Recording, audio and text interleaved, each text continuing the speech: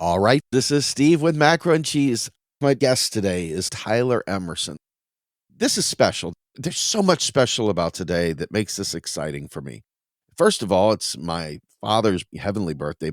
I know you're watching over me, Pop, today, and this is a really good time. We've got stuff going on with mom. The world is falling apart, but we're talking about solutions. And Tyler represents something really special. And I think you need to understand that generations of MMT informed people are growing up through the academic circles, through the activist circles. And Tyler is one of those next generation folks working with Pavlina Chernova and Levy and EDI, which we're going to talk about today. Let me just give you a little bit of background on Tyler. And these are the things that give me hope, seeing new people get into the ring and begin this fight for informing and transforming society. And that's what we're all about here. So, Tyler is an economist and musician working as a research assistant for the OSUN Economic Democracy Initiative at Bard College in New York's Hudson Valley. His research on the link between unemployment and disability culminated in his thesis, The Job Guarantee as it relates to people with disabilities. And I've got some stuff to say about that as well. This is exciting. Tyler's area of interest continues to be the history and future of people with disabilities in the American labor force and how macroeconomic and sociological trends affect their economic position. Tyler, welcome to the show. Thank you. Thank you so much, Steve. It's great to be on. This is really exciting because it's been a few years, but I interviewed Scott Fulweiler, and his wife is disabled as well. When we were talking about the job guarantee, I said, why wouldn't a person with disabilities be able to partake in the federal job guarantee? In fact, it seems custom made to be very inclusive, to allow people of all abilities to find a way to feel like they're making a contribution. And it was one of those aha moments because I see the job guarantee as also a democracy enhancer that allows all of us to participate and say what matters to us and look at opportunities to enhance the public purpose. And it seems like this is your calling. I'm really excited to talk to you today. Yeah, I totally agree. And when I started at Bard and I had a chance to get an introduction to the job guarantee literature, I was thinking, where is disability in this? Disability has always been something my family I've been aware of. And then I had to take medical leave from school for a while. And I know firsthand that people with disabilities have a right to be included in our society in all dimensions and want to be part of society in all dimensions. And work is central, at least to the modern experience of participating in society and participating in democracy too. And so, yeah, I think disability is core to that. And the job guarantee fits, I think, so well into the structure of the economy where people with disabilities have been left behind so consistently and are at the whims of private sector employment, which doesn't necessarily prioritize social inclusion and cohesion. The average person thinks of private sector employment as the only valid expression of work, of producing value. And it's because of the profit minded nature that society has been completely polluted with as a result of living in this system. This is transformative, not just for the disabled, not just for people that are hurting, but fundamentally restructuring our brains to how we envision partaking in society and redefining work. Let's start with defining how you envision disabled people partaking in such a thing. Right. So the main recommendations that I come to the job guarantee with regarding people with disabilities, first, I think, is just making sure where the job guarantee is so democratizing is at the local level. It's centrally funded and then locally administered. So you have communities giving their input into what the job guarantee should mean for their local communities. And I think for people with disabilities, that means the central level and at the local level, you really want representation in that decision making. making sure that the projects that are undertaken are accessible to people with disabilities, the work that's undertaken, and then also making sure that people with disabilities have a voice in that process at the central level and making sure there's not discrimination, because with a huge program, of course, there's always a chance that there will be pockets of discrimination. And then the other big question with people with disabilities is their benefits in our current system, benefits cliffs and fears about losing, whether that's their supplemental income or it's their health insurance. And I think that's where the job guarantee is so important in strengthening that safety net. But with people with disabilities, they have to be especially sensitive to not wanting people to be cut off from their benefits if they choose to participate. And then the other thing is there are so many great nonprofits, and there's debate about how a job guarantee should or shouldn't include nonprofits or other organizations. And my recommendation is that they do include nonprofits regarding people with disabilities, because those are people who have the experience and expertise and understand, again, those benefit systems and other social structures and have those existing community connections. And then the other big thing is our society is not really totally accessible right now. And I think just making sure there are jobs, job guarantee jobs and programs that are really dedicated to making our public life more accessible to people with disabilities. And I think that's something the job guarantee is so well suited for above everything else. And then another thing is remote work. And that's something coming through the pandemic, we really saw become more normal. And people with disabilities, I think for a long time, certain disabilities had hoped that that would be a pathway to inclusion. And I think something I also haven't read much in the job guarantee literature is the place of remote work. And I think that's something people working on the job guarantee should be considering also when they think about disability. So those are my primary areas of interest for design and implementing the job guarantee, especially making sure that it's accessible for people with disabilities or whatever it might be.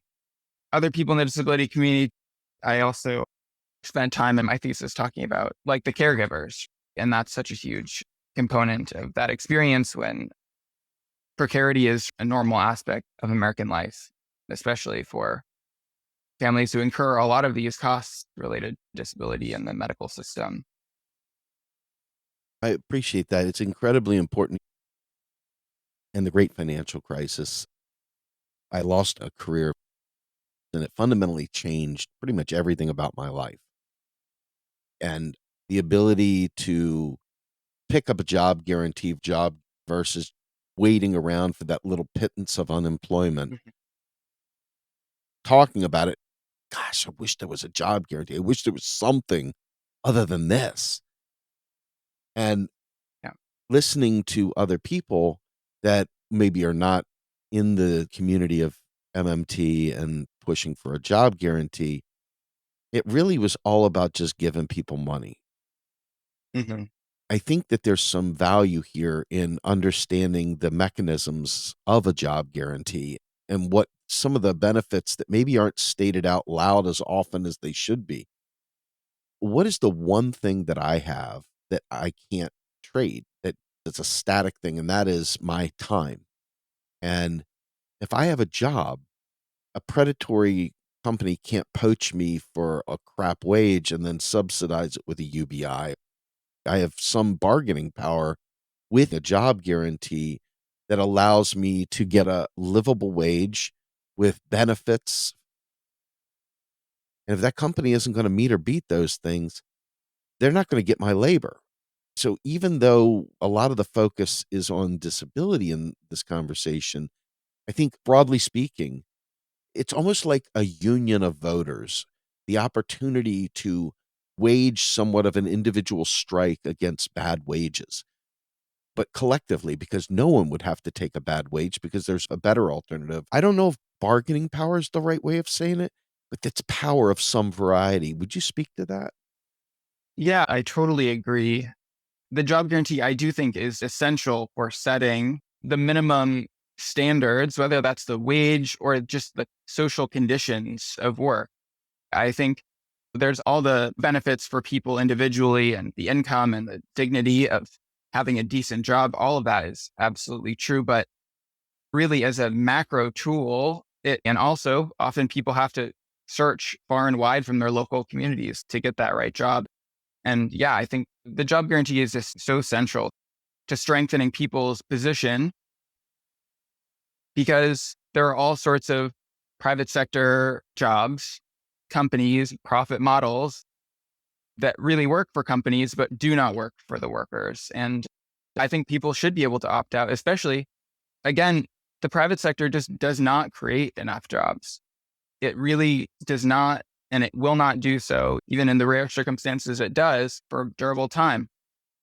And I think the job guarantee says everyone is employable. And if you want a job, you should have access to decent employment right now.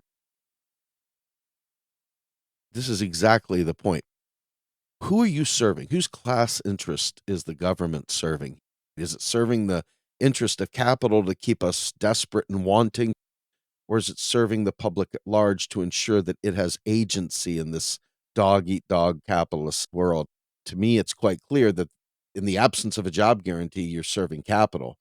You need to give us something to have a countervailing force to fight back. Otherwise, we're just completely at its mercy. Let me jump ahead. I see that there's been this huge push for designing a framework for this concept for a job guarantee through your organization. This is one of the things that prompted me to reach out to Pavlina and to you for this interview. I was very excited about it.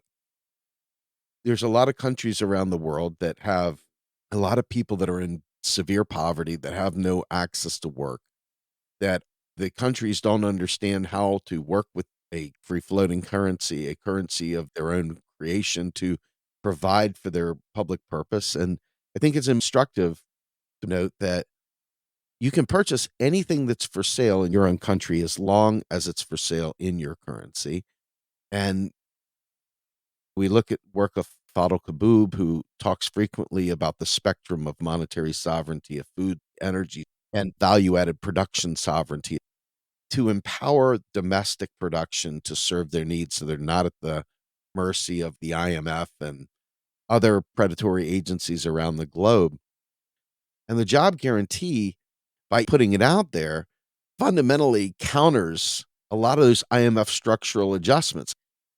If you were to look at this with the lens of what I just stated, how might the framework that you are putting forward address this? And let's talk about the framework too. Yeah. So we've just put out this site, the jobguarantee.org, which is really trying to synthesize in a readable way, both for the general public and then scholars and policymakers to what the job guarantee is in a general sense and provide some real examples with our global map, which has public employment programs from around the world that fit some dimension of a job guarantee policy. And I think what we have honed in on is, first of all, that these public employment programs are achievable around the world. And they are done. And India is a prime example of that with the Rural Employment Guarantee, which employs between 60 and 100 million people a year. And so the core principles that we felt embodied the job guarantee, the spirit of a job guarantee, are first is that financing is not the issue. And you were just pointing to that, which is when countries have their currencies, they can pay for these programs. And they're not really that expensive as far as I think the enormous social and economic benefits are. Most of these programs fall somewhere between 0.5 and 1.5% of GDP, which is a lot of money and resources. But again, like you said, people are unemployed. People don't have work. And so those are unemployed resources. Again, the next principle I think pointing to that is there's an abundant and unfilled need for socially useful work. And that sort of goes back to what we were talking about with private sector employment. Profit models really do not always equal social good and social value. And then the third principle that we point to is that everyone who wants a job should have access to decent employment. And that's something that's core to the job guarantee over just a public employment program. Also, no one is unemployable, which is a value statement about what the job guarantee should aspire to. And then finally, unemployment should not be used as a policy tool. And that's something you've had other people on the job guarantee talk about with the NIRU. Yes, indeed. And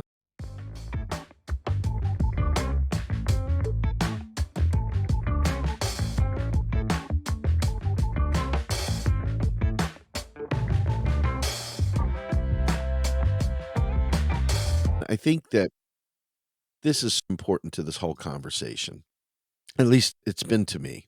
And it's something, as long as I've been talking about this stuff, that I don't think it resonated with me quite as much as it has been over the last couple months, and really in particular at the moment. And that is, there's a fundamental change in understanding that has to take place in people's hearts and their minds before any of these things make sense. I say a lot of things that I say so often that I just believe that they're so common sense and matter of fact that it's inescapable. How can you not see this? And aside from the propaganda that we've been force fed, there's some wiring in the brain that tell us things that just ain't so, things that we have accepted as truth. The value of a person is based on their income, what they can produce for society, or the family lineage and what school they went to. A lot of these things sound great to people that have had that epiphany, but the vast majority of even well-meaning people are trapped in a world where there's a lack of empathy and imagination. But it's a fundamental change in how we see what the value of human beings are. And it's particularly poignant right now with the wars in Ukraine and the genocide in Gaza that bring us to this point where our nerve endings have started deadening because we're overwhelmed with bad news and gloom and doom and death. And I've often heard MMT described as the light that shines on you to show you your value system. Once you understand, now I know who you are because I can see what you're advancing. But people that don't know, there's this fundamental narrative to make us feel like we shouldn't be doing good things for people. It's just because they're lazy and they made bad choices. And it's so programmed into society. Even the people that I think are allies, I find erring on that side. How would you address that? Well, I totally agree. I started out at a more traditional neoclassical economics program and I transferred to Bard. And it was such a breath of fresh air because I was being taught the minimum wage is bad for people. It's really bad for low wage earners. Those sorts of ideas were really central to the teaching. And I just found that so disheartening and really uninspiring and unconvincing personally. But obviously, a lot of people are convinced by those arguments. But when I went to Bard, I was so heartened because I think what MMT and all of the research around it, the researchers, their work, has shown so clearly that we have the resources. And many societies, but in the United States specifically, we've undertaken a lot of these large scale programs before. I think there's really no doubt that we live in an extraordinarily wealthy society, the most wealthy society ever by many standards. And yet we're told to accept that some people didn't earn it. They didn't earn a job. They didn't earn healthcare. They didn't earn housing. And I think MMT and the job guarantee is a core part of that research tradition, saying we have the resources. And key to that is that money, which we are told is scarce and a dangerous tool when held by the government, is a tool of the government and is a public resource and something that should be mobilized for the public good. And I think getting that message out to the public, I think that's what this website is trying to do in both providing a depth of resources, but also a clear, succinct message on the job guarantee saying, well, countries all around the world, even countries with a small fraction of the resources that we have in North America and in the United States, can undertake these social programs because money is a public resource and these people don't have work and they want work. So that's what I would say is I think we need to move away from this scarcity mentality, which is drilled into us as Americans, even though we live in this remarkably abundant society. And remember that these tools, money is one of them, are abundant and can serve the public interest. And getting that message more public is key to that. Your organization has got people from all around the world. I've seen predominantly Pavlina and others in Europe and in Africa, South America. Yeah. So, what is the unifying idea? Is it just simply that money is a public good, an enabler of the public purpose? Or is it we can solve poverty? What is the main message? How are we presenting it elsewhere? What makes sense outside of empire? Right. One thing we feature centrally on the site, on the homepage, is this UN report by Olivier de Schutter, and he's the UN Special Rapporteur on Extreme Poverty and Human Rights. And what he highlights so well in that report is that the job guarantee specifically is key as part of that global strategy on addressing poverty. That without a job guarantee, addressing extreme poverty is maybe an impossible task. And the job guarantee is just part of that, but is a core part of that.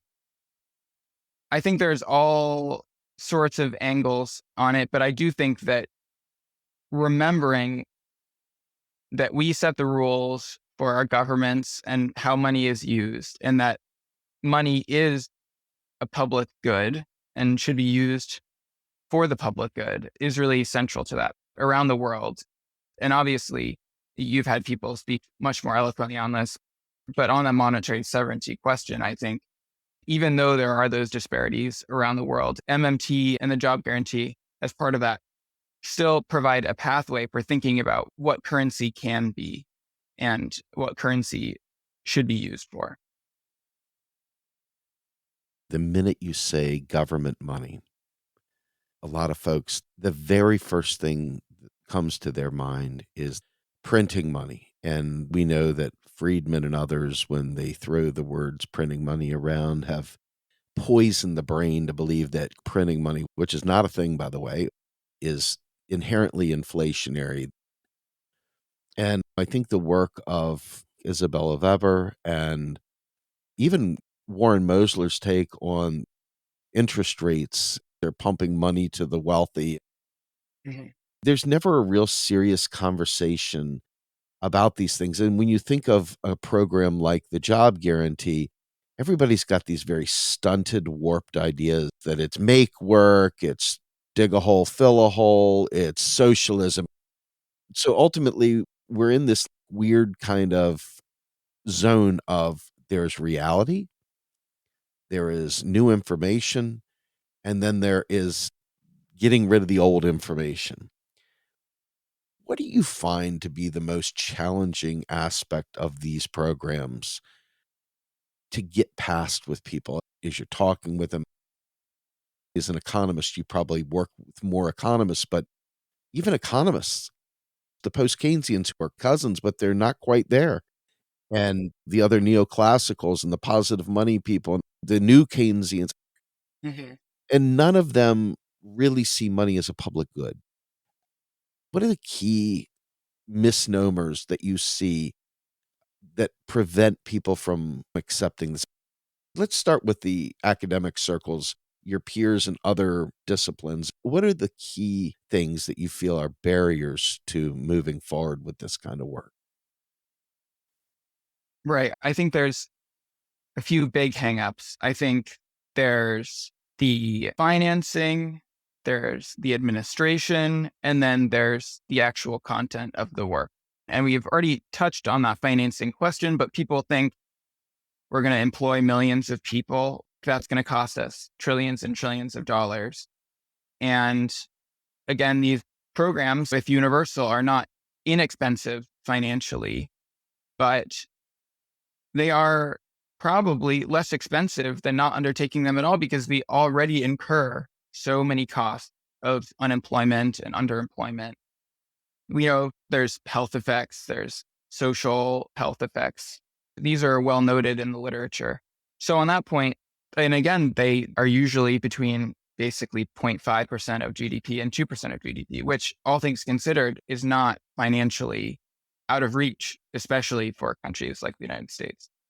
So there's the financing question. Then there's the administration question. I think this is where old habits die hard, is just thinking government can't manage a big bureaucracy like this. It's just inefficient. There'll be corruption everywhere and just inefficiency, essentially. And I think what even our historical experience with the New Deal shows is that it can be done. We have, even at that time, no digital way of managing this. We had enormous public investment and labor projects that provided work to millions of Americans quickly and effectively. And I would tell other economists and our listeners, you probably interact with those New Deal projects on a weekly basis, your post office, your local schools, your local infrastructure. That's all thanks to New Deal investment in public works. And so both in the United States and around the world, these programs can be administered quickly on a short time scale and efficiently. And like every program or organization, there will be kinks to be worked out over time, but with the right oversight, those are totally manageable. Then the last question is what the work is. And I think, again, like I was just pointing to in the New Deal experience in the United States, there's so much work to be done, especially in our time of climate catastrophe, which will only be escalating through our lifetimes. There's so much work to be done. And so I have no doubt, especially working with local communities, if you go to any local community, there's all sorts of projects they want to be done. They don't have the resources for the people and the money. And I think even in our own communities, we have ideas about what could be done. And so there's really no barrier there. And just one last thing I want to point to that hasn't been said explicitly in this conversation is the job guarantee needs to be a voluntary program and needs to be good work that people can undertake if they want to. And I want to make sure that's clear with the disability question too, because we do not want to be forcing people to work there. So that is another concern that people have, is this becomes a Soviet style mandate or something like that. I don't think there's good evidence that would happen. And I think there's lots of ways to prevent that from happening too.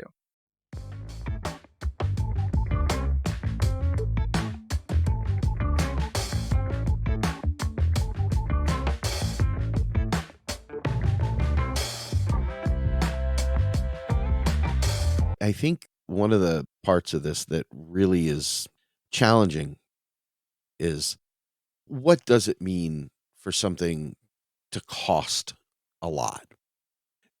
That fundamental difference of where the money's coming from, I think, seems to always be the big stumbling block out the gates. And you don't see any politicians that are willing to say, what are you worried about? You still got 99.999% of them saying they're hard-earned tax dollars and all this nonsense that fuels that scarcity narrative. And it fundamentally implies tax as theft, which fuels the libertarians and the other folks that would have a natural inherent bias against anything done via the government, especially through a central organizing tool administered locally even. And then I think the other point that I think is challenging, there's various forms of the job guarantee. I've heard other people talk about, Warren Mosler calls it a transition job and frequently doesn't like calling it the job guarantee program. You have guys like Bill Mitchell who will take that concept of the job guarantee, and even Fadl Kaboub will take this to some degree, that you can create a job in the job guarantee and take it to your local office and say, I'd like to do this. I'm proffering this up as a job I'd like to do within this. and the potential to design your own job. And then, of course, there's the nonprofit models, and there's a host of other ones. But the one thing that they're largely consistent on is that this is the base case. This is the replacement for a minimum wage. In other words, this sets the floor. And so when I hear things like a Green New Deal, a lot of us would like to see a more expansive work program that would allow us to provide green jobs.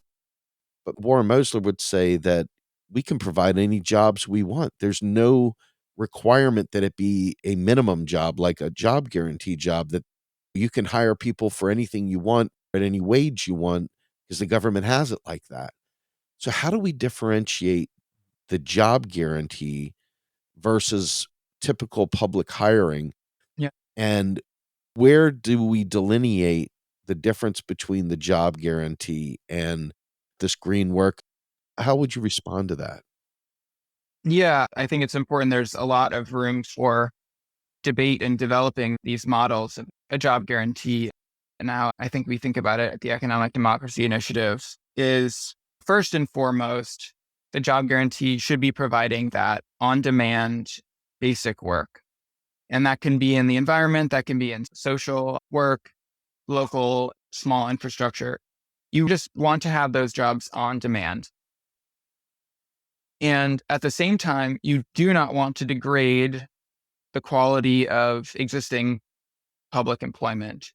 You don't want to replace the teachers in the school with job guarantee workers, for example. And I take that stance too.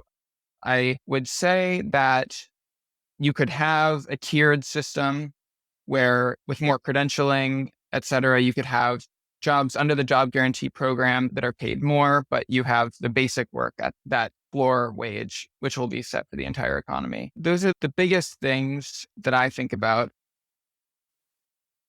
You were talking about credentialing. Why don't we look at that? Because one of the things I had heard in the past was we have this job guarantee program, and we're going to create steps to create career based programs through the job guarantee that will provide Yeah. education as a means of creating the next layer of Yeah. maybe even administrators within the program. Yeah.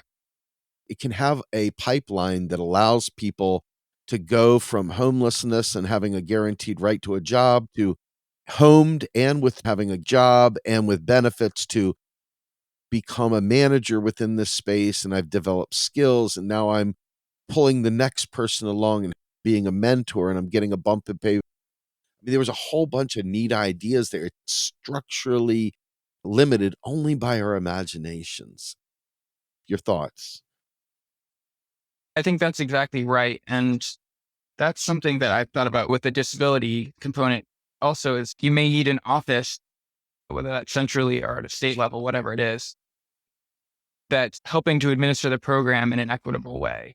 I think that training on the job, I think a lot of people know this, but a lot of your real training doesn't come from school. It comes from being at work and getting that on the ground experience in whatever work you're undertaking.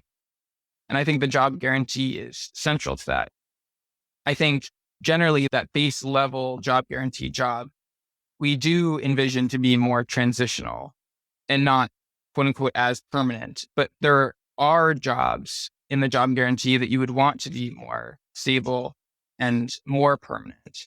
And then some of those programs may be spun off eventually and turned into permanent public works divisions under the government. But exactly, I think that you would want the base level jobs to be not so socially essential on a day-to-day basis that if someone leaves and takes a private sector job or moves to another public sector job or another rung up on the job guarantee, that they couldn't do that because that work is so socially essential. So really the job guarantee, what you want is very basic, socially useful, meaningful employment on demand for people. But you also want to be providing jobs at a higher level, higher pay, et cetera, that are more skilled and come with that credentialing. And like you said, there's all sorts of ways of imagining, whether that's in the job guarantee or you have other public works programs that aren't part of the job guarantee. But I do think with the scale of need, whether it's climate or social, that you want major public investment and real progression that people can get that expertise and build those skills over time, whether they stay in the public sector or they leave for private sector employment at a later time. That's well stated. Most people think of real work, as they say, as a conveyor belt. And if you got 5 people in the conveyor belt and one person's not doing their part, then the whole system fails. But what you're suggesting is we recognize the transient nature of the job guarantee, and we don't want it to be something. I can already feel the mental conservative creeping in here. If it's not necessary, why are you doing it? Isn't that make work? If you're not gonna miss them if they don't do it tomorrow, well, what value did that bring? And even within the nonprofit world, running a volunteer organization, we have people that come and go, and sometimes they do what they say they'll do, sometimes they don't. And unfortunately, you're creating a podcast. If somebody doesn't show up to do certain part of it, the podcast doesn't go out. So imagine in a compensated fashion, how do you transition to balance that? Joey didn't show up today. Johnny doesn't get whatever he needed done. That seems to be a potential problem area. I don't know it's a problem in terms of actually doing it so much as it's a problem of messaging and how you get past, isn't it just make work? And I see these things as socially valuable. I think that we need to sell the understanding of the social value Yeah. to society of what people working and having something that they believe in, even if it's transient. Help me bridge that. How might I work through that? Like you said, I think with all types of jobs, whether at the highest level or whatever they may be, work is transient. The life circumstances change, they move, they get a different job. So I don't think in kind it's a problem that people would transition out of the program. And I think essentially with that basic work, there would be so many people in the program. There would always be people coming and going. You would not, I don't think, be really running out of people to do that basic work at a local level. So I think there would be continuity of service. And I think that's where having a permanent program is so important for making sure that those useful work goals are achieved and projects are finished. I think the experience has been that these public projects and more temporary programs can be accomplished. I also don't think there's a problem with people staying permanently in those base level job guarantee jobs. I think that's important with the disability discussion is some people that their career is doing the job guarantee job. And I think there's different ways of taking that on, but I think people should be able, given that it is a public option, to stay there. And as long as they're doing the work, then they should be welcomed to stay. I agree with that. Let's go back to the website itself that you guys have created. Yeah. Can you step me through that? Who is your audience? Who are you looking at to use this website? Is this for general information? Is this for governments? How do you envision its use? I think there's something on this site for everyone. And I think our tagline is for engaged citizens, policymakers, and scholars. So essentially, we have the site set up. The homepage has got the UN report featured, which is an important document from 2023, which is outlining how important the job guarantee is for poverty alleviation. Then we've got news and events on from around the world and articles as well about the job guarantee. And then the way the rest of the site is organized, we really have centered just explaining what the job guarantee is succinctly in a general sense. Again, there's different models of the job guarantee. These are the principles we put forth, and that's organized in what is the job guarantee? Why is the job guarantee necessary and important? Why should we take it? And then how, that financing, real resources question. And then in addition to that, we also have repository of resources for academics and policymakers who want to dig into what does the NREGA legislation really look like? What does that law look like in India? We have programs from around the world, and we have summaries of how those look and how many people they employ, how much they cost. And then we also have a huge bibliography. It's got more than 300 articles, really everything we could find on the job guarantee Listeners, if you have an article that you don't find there, please send it our way. We'd love to include it. We have a section that's on polls. We've got, I think, about a dozen polls, which from around the world show the public support a job guarantee, which is important for policymakers to see, I think. And then we also have a book list. All the books we could find on the job guarantee are there. It has both the succinct explainer, like Pavlina's primer on the job guarantee does so well. We have that basic framework so people can just dive in. We have frequently asked questions. People can say, well, what is this? Why not this? That's all there in the FAQs as well. So people can just come to the site with no understanding of the job guarantee and really walk away with clear vision for what the job guarantee would look like, how it would happen. But for people who want to stick around, people who are doing research, they can spend hours checking out the academic resources that are there and getting those research questions rolling for the next wave of job guarantee literature. That's fantastic. A couple years back now, we did a book club for Pavlina's A Case for a Job Guarantee, and we had Rowan and Nathan and Fadl and Pavlina came and went through various chapters of it, and we have that recorded on our website. But years ago, there was a white paper at Levy about dealing with all the different pushback that people do for MMT. I think it was called a response or reply to critics or something like that. Does such a thing exist for the job guarantee as well? So I don't know that we have a succinct paper like that. I know in the bibliography, there's at least one article that's a response to criticism about the job guarantee. So there are articles like that.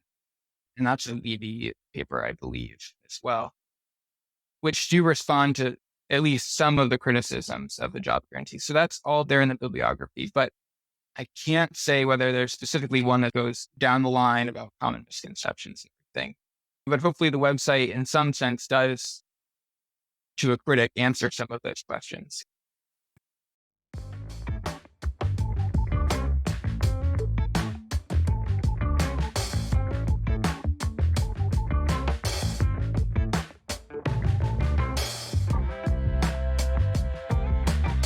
Absolutely. I've believed in the job guarantee.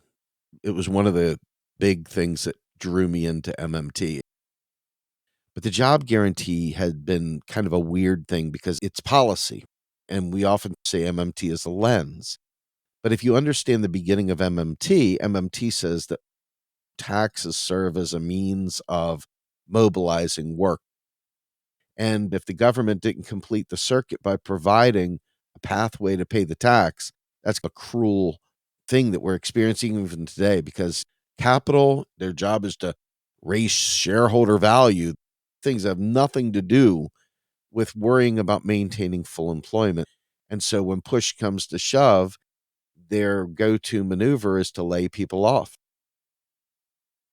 I guess your final parting thoughts on what do you think is the next steps in terms of taking this and making it come to fruition? I think there's two pieces. One is the public outreach piece and getting this out to the public, because I still think there are a lot of people who have never really considered the job guarantee as a realistic possibility, and it is. So getting that out is important, but as the public polling shows, when posed the question, people are supportive of it. I think what really needs to happen is that direct work with policymakers around the world and crafting legislation, resolutions to keep building that legislative framework and understanding in the policymaker class around the world that the job guarantee is possible in many contexts and in different implementation models. And having those conversations and providing that expertise, having researchers provide that expertise and have really clear, succinct information, real world case examples, which again, the website tries to demonstrate clearly. And I'd really just keep the conversation relevant, because I fear, like in a Great Depression scenario, that's when the job guarantee gets pulled down off the shelf. But I think what the job guarantee is so important for is that preventative policy, structural policy. And I think especially with many oncoming climate and social crises, having that policy put in place before things get really so dire, when the job guarantee can still be implemented and can still work, is really important. And just to return to what you said before, capitalism and capital and corporations are, in a sense, as a conglomerate, very resilient to crises. They reshape themselves, they reimagine themselves, they pursue different models. And I think the public sector has to be innovating that way too. And back on that preventative question, the government has to be thinking ahead because the corporations do not think ahead like that. The job guarantee as a preventative policy, I think, is so important to that, especially when the job guarantee jobs themselves will be so important to mitigating those social and environmental harms. You just said something. The idea that you've got an absolutely amorphous business class that changes and shifts according to its needs. And then we have a static, never changing, rigid public space that was expected to never change. Businesses do what they must do to survive. People matter, and they're the ones that are caught in the middle of that. And when government doesn't react, they're left to the business cycle that just simply dumps them into the streets. I know, I think capitalism itself can totally endure great misery among the general population. And I think government, and in this case, we're talking about specifically the job guarantee, is just such a crucial tool in saying, actually, we're not going to allow people to fall into those situations because we don't have to. I like that. I'm going to have to chew on that because I think there's a lot more there. Tyler, as a parting here, I have three things I want to ask you. Tell us a little bit more about EDI and where we can find more information.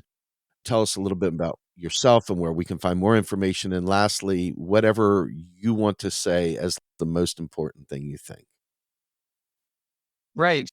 The Economic Democracy Initiative, which is an open society university network collaborative program. You can check out our website at edi.bard.edu. And we've got all of our projects hosted on there. You can find the job guarantee website there. We're a program that focuses on the structural determinants of economic insecurity, really analyzing the connections between inequality, unemployment, poverty. And we have a curricular arm, we have research. Both are really important to developing this MMT and job guarantee perspective and theory. And then there's more about me. You can find more about me on there. Definitely read my thesis. And if you want, if you're more interested in the disability question, I have more research coming out in the near future about labor force participation in people with disabilities over the last 40 years, which is really fascinating. I think the most important thing to take out of this conversation is that public employment programs of enormous scale are possible. They exist right now. People are working in those programs around the world at this very moment. We have the resources around the world, but especially the United States, where I am.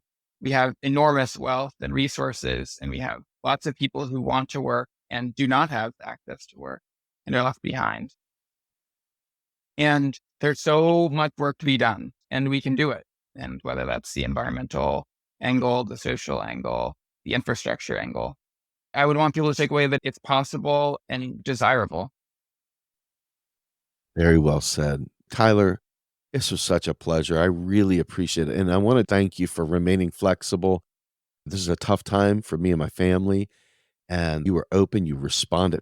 It really was wonderful. I appreciate how much this means to you, and this conversation means a lot to me, so I appreciate you agreeing to do it, and I hope everybody enjoyed it and will learn something from it. Yeah. Thank you, Steve. And thank you to the team. You got it. We're all really excited, and everybody hopes we can work with you again in the future. Yeah. Really appreciate this. My name is Steve Grumbine. I am the host of Macro and Cheese. We are part of Real Progressives, which is a 501c3 nonprofit. If you feel that the work we're doing provides value, and we've been doing this podcast alone for 5 years now, and as a organization, we've been in existence now for almost 10 years. It's scary that we're coming into our 10th year, but we've been every single day. So if you find value in the work we're doing, please consider becoming a monthly donor. You can go to patreon.com/real progressives. You can go to our website under the donate button and go to our donor box, and you can become a monthly donor there as well.